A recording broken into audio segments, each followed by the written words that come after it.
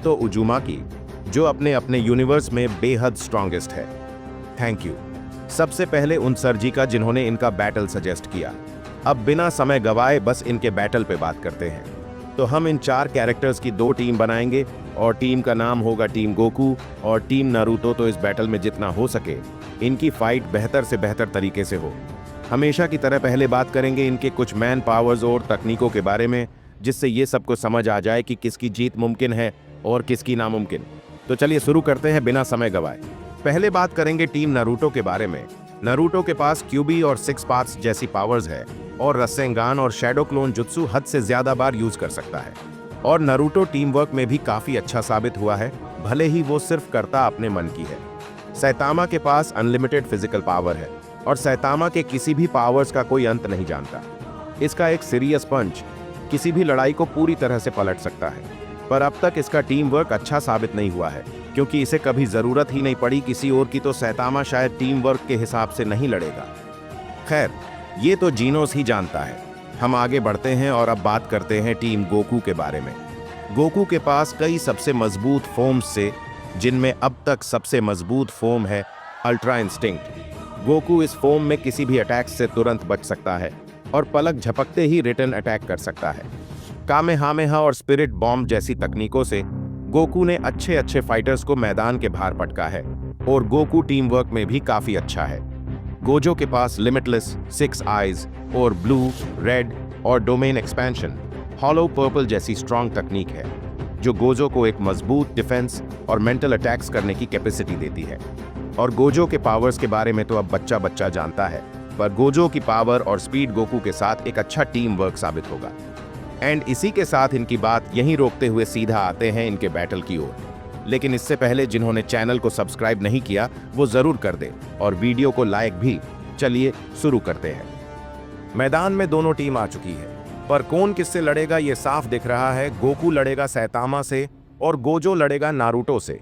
लड़ाई की शुरुआत में गोकू सैतामा से अपने सुपर सैयन फॉर्म में लड़ता है, लेकिन सैतामा बोर होते हुए गोकू के हर अटैक को झेल लेता है। ये देखकर गोकू चौंक जाता है और कई फॉर्म ट्राई करता है, पर सैतामा को कोई नुकसान या फर्क नहीं पड़ता। यहाँ तक सुपर सैयन ब्लू फॉर्म भी सैतामा का कुछ नहीं बिगाड़ पाई।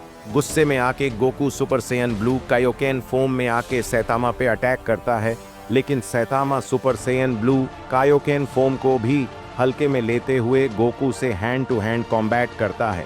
वहीं दूसरी ओर नारुतो काफी देर से गोजो पे अटैक कर रहा है, लेकिन नारुतो का कोई भी अटैक गोजो को टच नहीं कर पा रहा है। हालांकि गोजो भी अपना डिफेंस करते हुए नारुतो पे अटैक कर रहा है, पर नारुतो कई बार गोजो को चकमा देके उसके अटैक्स से बच रहा था।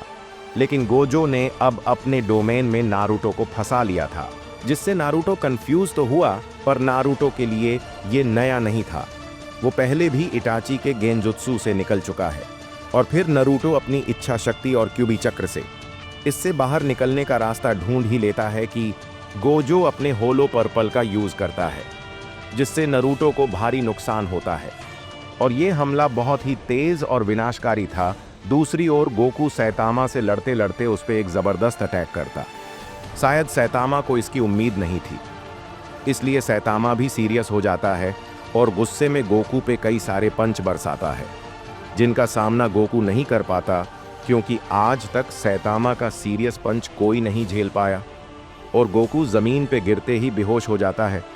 गोकू हार गया सोच के सैतामा गोजो की ओर बढ़ता है, लेकिन फिर गोकू खड़ा होता है और सीधा अल्ट्रा इंस्टिंक्ट फॉर्म में आ जाता है, जिसे देखकर सैतामा पहली बार चौंकता है। वहीं से शुरू होती है इनकी फाइट। और वहीं दूसरी ओर गोजो के होलो पर्पल अटैक को खाने के बाद नारुतो उठ नहीं पाता और वहीं बेहोश हो जाता है। अगर इस बैटल में नारुतो बैरियन मोड में लड़ता तो गोजो को शायद हरा देता। भले ही नारुतो बैरियन मोड में गोजो से जीत जाता, पर यह पूरी फाइट नहीं जीत पाता, क्योंकि गोकू को हरा दे इतना दम तो नारुतो के बैरियन मोड में नहीं है। एंड दूसरी ओर यूआई गोकू ने सैतामा का भी